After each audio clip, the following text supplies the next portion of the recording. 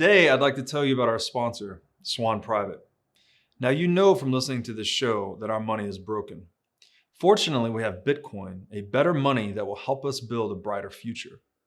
But if you don't have a Bitcoin strategy and a trusted partner to help you execute that strategy, then you're probably going to fall behind. Now, I've known the Swan Bitcoin team for years. The Bitcoiners at Swan are mission-driven and have deep expertise and respect in the Bitcoin space. In my opinion, this is the team you want on your side. Today, I'd like to highlight Swan's Private Client Services division, which guides high net worth individuals and businesses around the world toward building and preserving wealth with Bitcoin. So visit swanprivate.com and learn how this concierge service gives you direct access to your dedicated Bitcoin advisor by phone, messaging, and email. Swan will guide you on complex areas such as self-custody, or you can choose to hold your Bitcoin through Swan with one of the largest US-regulated custodians. So, make your first purchase with Swan Private and get $100 of Bitcoin. Just tell them that I sent you. You know, an opportunity like this to build and preserve legacy-impacting wealth for your family and company will not likely be seen again in our lifetimes. Sign up at swanprivate.com today, mention Breed Love to your advisor, and get $100 in free Bitcoin when you make your first buy. So at 1914, when the gold standard the classical gold standard had been fully developed and was at its zenith, right before World War I breaks out, these are sort of the financial conditions are this. There's a superstructure of global credit, and it's based on gold. But only a small fraction can actually be mobilized for payments. Therefore, you have all of this investment, all of this trade, all of this capitalism, but it all relies on credit. So in order for payments to continue, lenders have to continue lending. Is it starting to sound familiar? Because as we get into what happened to the gold standard at the outbreak of World War I, this is where I feel like the similarities between the breakdown of the gold standard and where we are today are so eerie. At every turn, I find it disquieting. So World War I breaks out, and Karl Helfrich, who's the German finance minister, he estimated it would require about 2 billion marks to finance the war, and knew that it would have to come through printing, because the German plan for World War I was that Russia came to the aid of Serbia, then Germany would attack France, and by the time they had to do it really fast, basically. And they didn't have time to collect the money and pass the taxes, and they knew that it wouldn't be approved, so they just printed it. And when they did, we've talked about this a lot in this series already, about the game theory of abusing credit to pay for war. So we've set up that it happened. So it just happened almost instantly. And Palyi writes, century-old social and political institutions had crumbled within a few years. The infinitely complex fabric of international economic relations, which had grown slowly over a period of more than a century, had been torn beyond repair, and the vast amount of paper and public debts created to finance the war resulted at first in the short-lived post-war boom of 1919 to 1920, and then the acute collapse of 1920 to 1921. Most important, however, was the change in attitude of the people, especially in Europe. The faith in the self-equilibrating forces of the economy, and the belief in the ability of the individual to shape his own destiny had been severely shaken by the cataclysmic events of the war and the immediate post-war years. The acute inflation-deflation cycle, occurring as it did within the short span of 3 or 4 years, produced both a traumatic shock and a widespread demand on both sides of the Atlantic for greater economic stability. If governments could raise and spend billions to finance war, why should they not be able to use their power to assure greater post-war prosperity for all? quite imperceptibly, the emphasis of monetary policy shifted from protecting international and thus indirectly domestic monetary stability to an attempt to assure domestic prosperity. I mean, let's just talk about that for a second. When I do find it super weird the way in which everything he's writing rhymes with what we're going through today. In what ways in particular? Like, I see that clearly it's coming apart, but which other parallels are you identifying here? I think that the fear of inflation and deflation at exactly the same time, also pertaining to the last thing we talked about, was the loss of the loss of the belief in the individual to shape their own destiny. That, I mean, I feel that acutely. Like, no matter how much I earned or how much I saved, I couldn't buy a house, couldn't like go one step further. It felt like it felt impossible. I felt kind of economically hopeless. And so him talking about that was like it really rang a bell psychologically with me. And I'd never heard that there was a fear of both inflation and deflation at the same time, that had happened before. I just knew I was feeling that today. And then lastly, there was this widespread feeling like, hey, governments can just create all the money they want and everyone will be prosperous. That's just doesn't feel, there seems to be a movement for that, and a movement that I was behind at some point in a former life, but which I now see as totally misguided just because it's impossible. Yeah. It doesn't work that way. This is related, kind of tangential, but I just recorded a second episode of Dr. Robert Malone, and we focused on Mass-Psychosis this time. And in describing, he's sharing this work sort of secondhand. It's not his work, but he's studied it from another doctor, Matthias, I believe is his name. And one of the precursors to a Mass-Psychosis is this free-floating anxiety. Like, there's a generalized anxiety that most people experience, but no one can really put their finger on. And I've been putting forth this hypothesis that it's got to be related to property right violations, which, fiat currency inflation is a major one.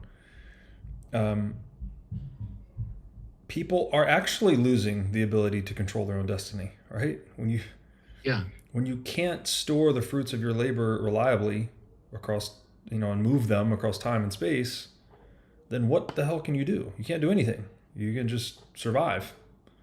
There's no savings mechanism, right? There's no way to build towards something, to build towards some valued future you may have for yourself. So I think that,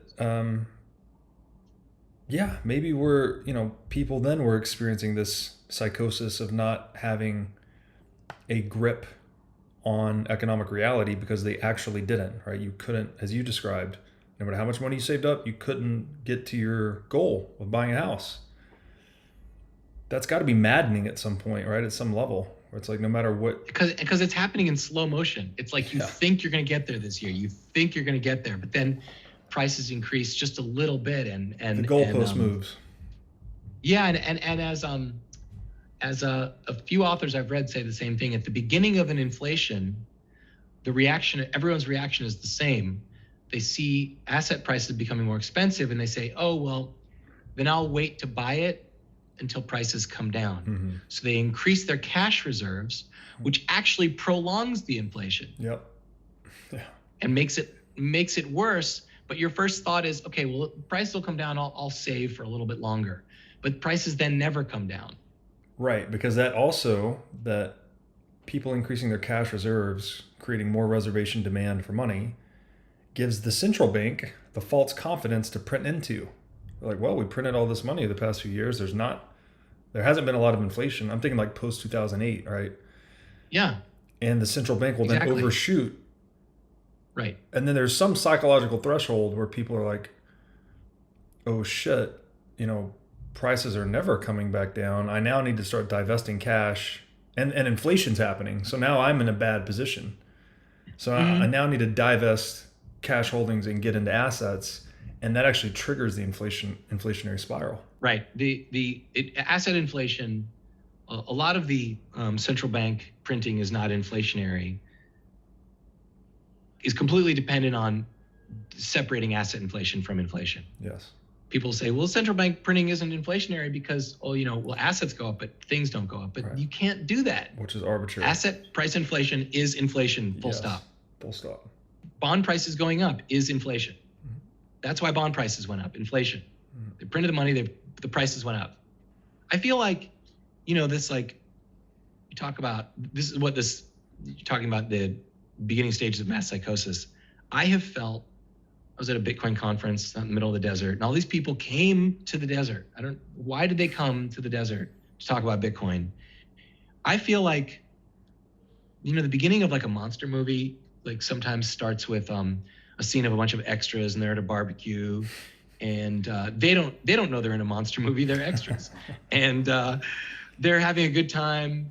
And then it's a monster movie, and then there's like a rumbling or something way over the horizon, and then they cut to like one extra who sort of stops and squints, like, hey, what's that? What's that thing? No one else sees it, but the first extra who notices it sees or feels something coming. I'm like, I feel like I'm that person amongst my friends who like has a hot dog in his hand and is at a barbecue and stops and looks at the horizon and says, what's that? That's that feeling of that general anxiety, like something's coming. And I've had that for a long time. Yeah, and then it triggers the ripple effect, right? Someone sees you looking out on the horizon, so they then glance out on the horizon, and then they detect it as well. And then you've got, two people now. It's kind of like back to the old syringe analogy you gave, where it just becomes like a network effect. Mm-hmm. And I looked around at the people at this Bitcoin conference, and I'm like, oh, they all feel something coming as well. That's why they're here. Yeah, it's very interesting that this is one thing I commonly refrain about Bitcoin. People always want to know, like, what is it? It's always talking about the modern technological innovation aspect of it, but it's like, that's almost worthless to talk about until you really have this firmer understanding of how we got to here, right? And it seems like Bitcoiners, at least, if you're a Bitcoiner, you're more likely to have done that homework, which would be analogous to being more aware of what's out on the horizon, right? Yeah, right. That's the thread I find continuously among Bitcoiners and people who, when I see someone tweeting about that Bitcoin is useless, I just feel like they don't know any history. They must not know any history. They must be completely ignorant of anything that happened prior to Ever. 20, 30 years ago. Yeah, ever. Yeah, it's been just There's monetary debasement and or violation of property. It's almost like the norm of human history is crime. Like, we call it government and we say, it's meant to protect people from crime, and it does, presumably to some extent. We've come a long way. But as we see, the institution intended to insulate us from criminality is now criminal, right? It's now violating the property rights of people. So Yeah. if you're ignorant of that historical norm, then yeah, of course Bitcoin's useless. Like, why? The dollar works, my online banking works. Why think about it? I don't see people who say that they don't see any value in the electricity that Bitcoin uses. Well, that's a value judgment, and I do. There were some phases and I feel like it's sensational to talk about Weimar, and there was a period of time where I thought, well, that's just sensationalist. I don't think that's really going to happen here. And yet, I actually think I get Weimar vibes from the United States more and more. Oh yeah. It scares me a little bit. I used to think it was hyperbolic, but I don't. By the time that World War I was over, the German ratio of expenses, their ratio of expenses to their non-borrowed income, meaning like the amount of money they spent compared to how much they actually took in, was 713%. Then they borrowed the rest. USA last year, expenses to non-borrowed income was 362%. We're not far. I mean, that's less than a doubling. Right. And then we are in the same ratio of expenses to non-borrowed income. That number was sobering to me. And then here's another thing that I found really weird. The president of the Reichsbank, his name was Rudolf Havenstein. He said that there was a loss of confidence in the foreign exchange markets due to the imposition of World War I reparations, and that loss of confidence externally caused the German mark to depreciate relative to other currencies, and that is what caused domestic prices to rise. And that it was these exogenous forces which which necessitated that they print the money for the economy to keep going, not the other way around. In other words, he completely reversed causality and said, no, we're just printing the money that the economy needs, but the inflation was imposed upon us from outside. And that to me is exactly what it's the supply chain. That's exactly what it was imposed upon us. Supply chain disruptions causing price inflation. Just inverting causality in broad daylight. And again, preying on a generalized ignorance. People are none the wiser. If you have no understanding of that domain, well, what else are you going to do except nod and agree? Mm-hmm. I mean, to hear that the person in charge of the central bank was publicly claiming that the opposite of reality was the truth. Yes. When I've been very aware of that, I think that's what's happening here in the United States. It's that just people should be aware of those parallels. And that's like part of what I feel like makes this book so relevant and makes the gold standard relevant, is that this book documents what happened at the changing of a regime, at a monetary regime. Because that's where I feel like we are right now. I want to say I know that's where we are right now. We have to be. You hit it earlier, 300+% global debt to GDP. It's irreconcilable without some regime change. You look at, there's a book that has some interesting graphs in it. It's much more detailed book about the Weimar inflation. It's called The Economics of Inflation. It was written in, I think, 31 or 36. I only read these older books now. They seem, old books from the 30s, 40s, and 50s seem way more relevant than what I'm reading that's current. So this book has some interesting charts in it. And it charts the dollar exchange rate and how the dollar exchange rate sort of breaks suddenly to the upside in the summer of 1919 in Germany. And it also charts the amount of free-floating debt that the German government had and the volume of notes in circulation. The volume, this is why I think sort of like the money supply, people who focus too much on the money supply have it wrong, and why inflation is a purely psychological state. If you look at 1919, when the dollar exchange rate goes parabolic, the volume of notes in circulation in the debt did not increase. But suddenly the dollar exchange rate did. And this is speculation, but the Treaty of Versailles was signed in 1919, which meant that, yes, Germany, you lost the war. And a lot of people in Germany did believe they were going to win the war and did believe that the losers were going to pay for it, and held their marks because they thought that they would, inflation did happen during the war. I think people were aware that there was inflation, but they thought, oh, it's going to come back. And when the Treaty of Versailles was signed, suddenly the value of the paper mark takes a nosedive. Mm.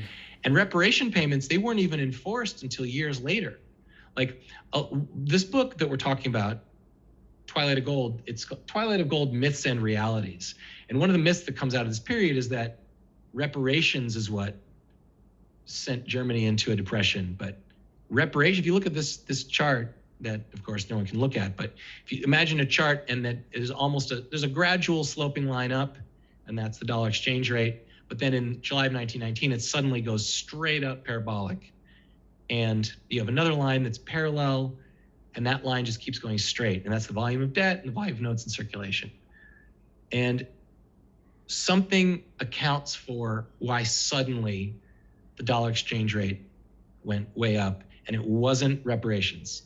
So I think what's key is that there was a psychological shift. And again, there's no mechanical function, there's no one event that will shift a population into a hyperinflation. It's something that happens collectively within the consciousness of the people. Mm-hmm. And then it builds on itself. Yeah, so but to echo your earlier point, there was a lot of reservation demand for marks in expectation of winning the war and imposing, I guess, tribute on the loser to pay for the war. Mm-hmm. Mm-hmm. Once that was basically nullified with the signing of the Treaty of Versailles, well, then people wake up to the reality that those marks are going to get depreciated to pay for the war they just lost. Yeah. There was a lot of turmoil within Germany as to, also, I don't want people to think about hyperinflations that they happen in countries full of rubes that don't know what's happening. That's the other thing. Mm-hmm. You think that hyperinflation can't happen here because we've got books about hyperinflations and we know that they happen. To study the intricacies of what was happening internally in Germany is like so relatable. They knew it was happening. Yeah. They tried so many ways to fix it. The problem is that in order to fix it, you have to have someone accept the cost. Mm-hmm. And that's where no one's willing to step up and pay the price. Once the mold was broken by paying for something with debt, then no one was going to pay for it after the fact. They tried to levy taxes that were indexed to the price of gold, which is not a bad idea, but those were killed. They tried changing the way that real estate taxes were valued, going from rent value to nominal selling value, so they could levy property taxes based on actual nominal values, but property owners killed this. They tried taxes on farmers based on the price of cereal grains. They even tried a compromise to have a forced loan of 1 billion gold marks to the government, but the people who would end up having to pay the loan negotiated that the loan would be paid to the government at a fixed conversion rate of 70 paper marks to 1 gold mark. There were multiple devaluations that happened between the passage of the law, which it did pass, and when it was actually paid. So by the time that this forced loan was paid, it was completely negligible because they had the payers of the forced loan had already inflated their way out of it. It's such a shell game, Yeah. Now I'd like to tell you about a great new Bitcoin show on the scene that you've got to check out. Brought to you by Swan Studios and Bitcoin Magazine, this show is Hard Money with Natalie Brunell. Natalie is an Emmy-nominated journalist bringing unparalleled experience to the Bitcoin media scene. And personally, Natalie is one of my favorite voices in the Bitcoin space. Each week on Hard Money, you'll get the top headlines of the week with analysis you won't find anywhere else. Hard-hitting interviews with amazing guests like myself and other top minds in the Bitcoin space. And the show will take you directly into the lives being changed by Bitcoin all over the world. Check out Hard Money at swan.com/hard money. Today, I want to tell you about our sponsor, Crowd Health. So, how does health insurance work? You send an egregious amount of money to an insurance company. They hold it in a pool of depreciating fiat currency. Then, when you have a large health event, you have to pay them even more via your deductible. And then you hope they will cover your bill. And in fact, 1 in 6 bills are denied by healthcare.gov plans. It's time to take control of your own healthcare bills. I'd like to introduce you to Crowd Health. It's a decentralization of healthcare using Bitcoin as an alternative to health insurance. Instead of sending fiat currency to a big corporation, you send that money to an account controlled by you, a portion of which is converted into Bitcoin. Then, if you have a big health event, you have a community of Bitcoiners that will use the money in their accounts to help you out. To get more details, go to joincrowdhealth.com/breedlove, where you can find the promo code for $99 a month for 6 months. Just on the point of disbelief in a US hyperinflation, I think it's just a combination of recency bias and maybe American exceptionalism that we've somehow learned from the lessons of history and we're better than other countries. But that false confidence leads to probably contributes to the generalized ignorance about money, which I guess you could say is also exacerbated by the university system, right? I have a master's degree in accounting and finance. We didn't learn about any of this shit. None of it. Zero. It's just government is God. It can issue money and take money out of circulation. That's how the economy works. You don't learn about the opportunity cost that government faces. It's a stunning omission, and your education was worthless. Basically, yeah. To this end. I kid, but because I would like to learn accounting, to be honest. I think accounting is pretty sweet, and I'd like to know it better. But that you weren't given a basis is, I agree, it's both criminally negligent and compounds the problem.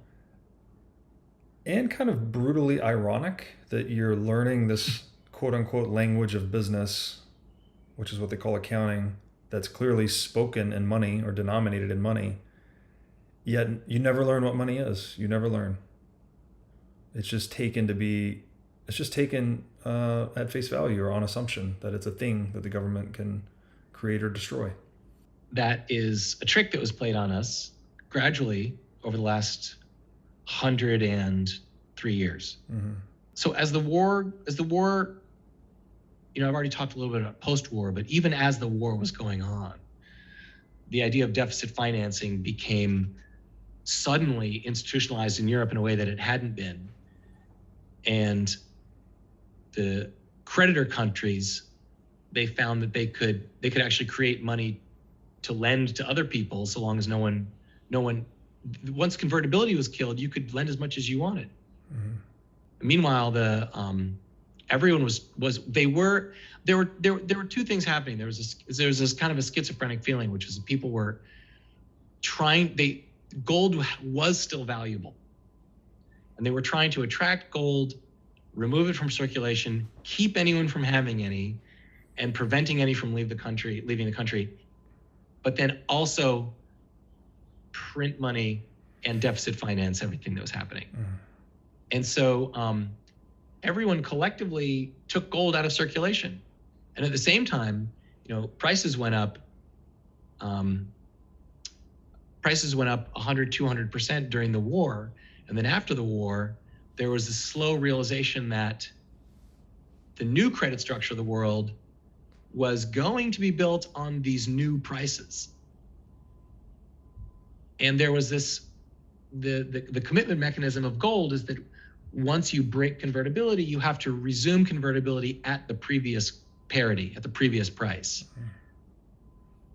And I think Palyi says there was a sense that Well, that's going to be hard because we built up all these industries. World War I was so gigantic in its scope that we had to build up all these industries, even though they weren't economical, just for our survival. And we had to pay people more, and they're not going to accept a pay cut anymore. And so we're going to have to build a new credit structure on the new price level. And so we can't resume parity at the old level. This is how he writes about it. During the war, governments gave scant thought to the monetary aftermath. They had conscripted the central banks into the service of their respective treasuries to provide them with cash and to manage the national debt. Managing the national debt meant manipulating the capital markets in order to facilitate placing government bonds issued in unprecedented volume. I mean, you'd think he's talking about 2020, 2021. He's not. I keep reading. The main objective was to keep interest rates down. With convertibility suspended, the discipline of the gold standard, that is the balance of payments and the operation of the gold points, removed, much of the penalty of having a budget, much of the penalty of having a budget deficit managed. The partial or near partial monetization of government obligations became an accepted technique of war finance. This break with the most respected fiscal and monetary traditions came about suddenly. There was practically no resistance. Laws limiting the extension of central bank credit through the monetization of government bonds were either canceled or disregarded, if not circumvented. Come on, that's exactly what we're living through right now. This was written 50 years ago, about 1920. And it is exactly what's happening. Like to a line, it's exactly what's happening today. The partial or near partial monetization of government obligations became an accepted technique of war, COVID, finance. Yeah. Managing the national debt meant manipulating the capital markets in order to facilitate placing government bonds issued in unprecedented volume. Look at the difference of 45 minutes ago, we were talking about self-liquidating short-term loans in order to fund the merchant class. And now we're talking about something completely different on a different scale. Unlimited war financing, unlimited government revenue. This is when our system really broke. And it's scary to think about this particular period being such a parallel to today, because the 20 years that followed this period are probably the worst in human history. Oh God, that's a terrifying thought. And again, I'm just going to echo this point again. If Mises is right and all government action is a misallocation of capital, and that now this mechanism gives government effectively unlimited revenue or unlimited capacity to confiscate savings from citizens, no wonder the world went to shit over the next 20 years. It's almost an inevitable outcome. Yeah, I think it's it's cautionary to say the least what happens next, because this concept that the central bank exists solely to monetize the government debt is it's so large. The amounts are so numbing. They really do. They sap your spirit.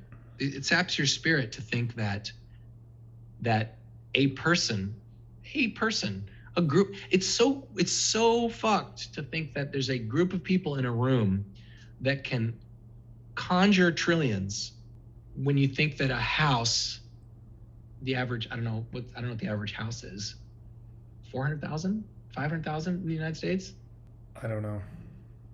It's an interesting note that Palyi makes, is that the fate of the gold standard in England was almost broken, not because of any shortage of gold, but because of a surplus of coal and cotton, because of the fate of coal miners. Because prior to World War I, coal mining was a really big share of British industry. But coal production had to be artificially propped up. Well, not propped up, but they needed to make their own coal. I mean, they were getting it from Upper Silesia, which is part of Poland. Let me back up. England was making their own coal, but then they had to make more for the war.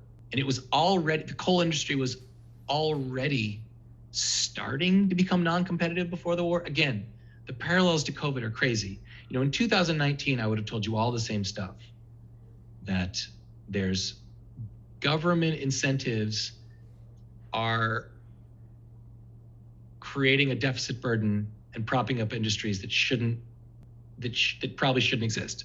Mm-hmm.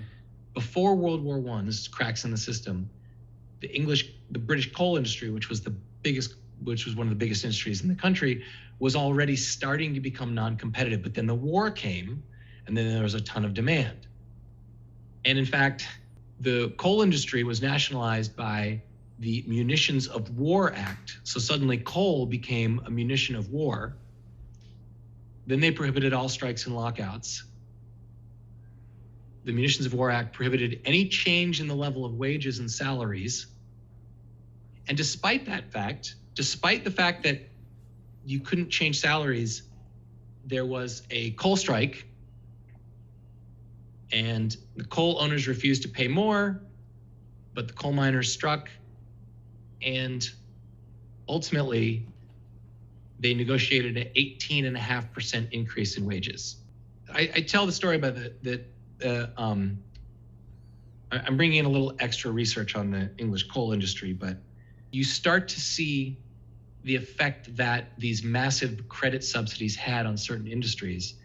And you had, under a time of duress, you had coal miners negotiating almost a 20% pay raise. I'm not at all saying that they shouldn't do that. They should do that. That's what happens when there's a sudden pulse of credit and money into the economy. And it's not even England's fault, because Germany did it to start the war. But right. This is what happened. And you can see it manifest in the wages of people in every industry. Yeah, it's such a great view or perspective on really inflation. I guess you could say the inexorable link between inflation and warfare or coercion, right? It's like once somebody started it, as you said episodes ago, you end up beholden to like the most corrupt link in the chain. Mm-hmm. That the inflation percolates outward, even into the countries you're warring against. And it just becomes this like race to the bottom, really, right? The race to debase that we're all engaged in. And we're still engaged in it today. It's just done more discreetly, I guess, or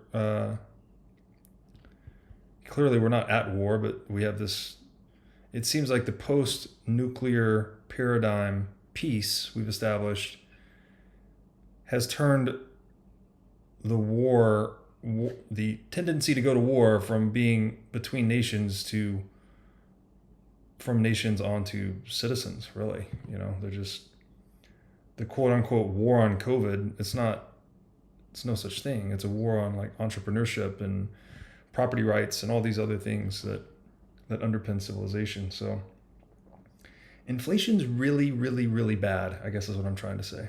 And once it starts, it pervades every aspect of society. Again, this is the part in the story of the demise of gold that I now understand it better, and it scares me more, and it feels like what I'm living through now. Because this was just it wasn't a couple months ago that suddenly there was all these like union strikes. Remember these union strikes? It was just a couple months ago. People are cost of living increases, social security cost of living increase, 6.9%. It's no 20% to coal miners, but I think it's going to become that. Yeah. And it all comes from, unfortunately, when a central bank is forced to monetize the expenses of the government. That's right. Because of some emergency. Yeah, we're funding the worst business model let me just try to say this. The business model that allocates capital least intelligently is being basically awarded unlimited revenue. Right. Yes, totally. That's if you want a business to start wasting money, give them either unlimited time or an unlimited budget. Yes. Yeah, what I've heard And it put that time or money tends to fill the budget or the schedule or budget allotted to it, something like that. Yeah. It's times like this where like we go through this, we keep peeling back layers. I feel like we've seen the deepest, darkest, worst parts, and you just find one more layer of that onion to peel back and just, makes you cry. I guess maybe we're cutting the onion because it's sad. It's just this trap we've been caught in with money. It's like we keep thinking we can, this time is different, I guess, our way out of it, right? We can, we'll just print a little bit this time and pass these laws and these regulations and it'll all be fine. And it never, ever, ever is. No, once an inflation has begun, and this is, again, why I really do think Bitcoin is the answer. Once an inflation has begun, go back to the law of the exponential inflation. By the way, I listened to that episode. I said the numbers wrong. If you create 102%, say you have an economy humming along, and you're like, well, we're going to goose the economy, and we're going to create 2% inflation. So now you have 102%. What I said in the episode was that next year you have to do 102% of 102%. Well, then you actually need 4%. And the year after that, you need 8. So I got the numbers wrong. But once you begin an inflation, you have entered an inevitable exponential inflation.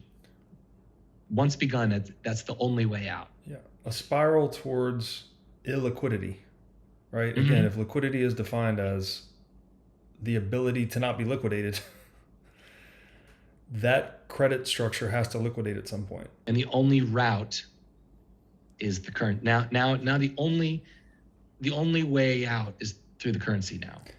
And once again, we land on the timeless wisdom of Mises, who says, the moment you start to manipulate the currency, there are only 2 possible outcomes.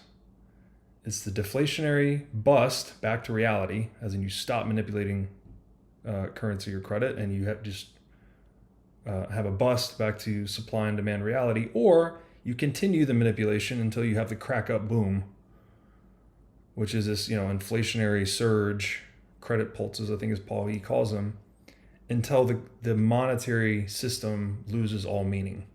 You go into a hyperinflation.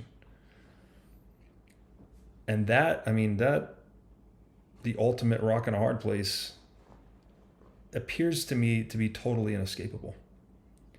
So the lesson to human beings is like, don't manipulate the money supply arbitrarily. Yet we have no human or group of humans has ever existed that's been able to be sustainably successful in that aim. Ergo, we must have Bitcoin. We have to have a money that none of us can mess with. Yeah, this is why, this cycle of doubt, research, conviction, doubt, research, conviction. That's the cycle. Because everything that I read and that I learn, I read, I get sad, it makes me feel hopeless, but then I realize, possibly accidentally, I don't know, maybe Satoshi didn't even realize it, but accidentally it is the only answer. Indeed. I think that's a good place to put a button on it. Totally.